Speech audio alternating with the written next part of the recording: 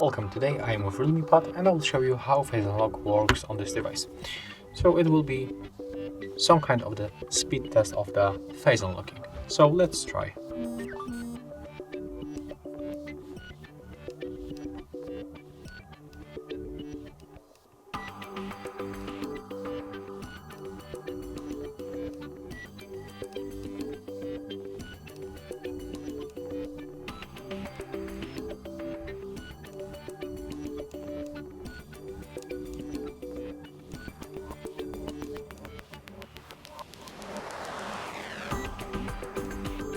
Now I just turn on the camera by using quick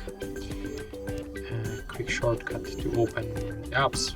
So there's the misclick, of course, but as you can see, the face unlocking works really fast. It also recognizes my face all time.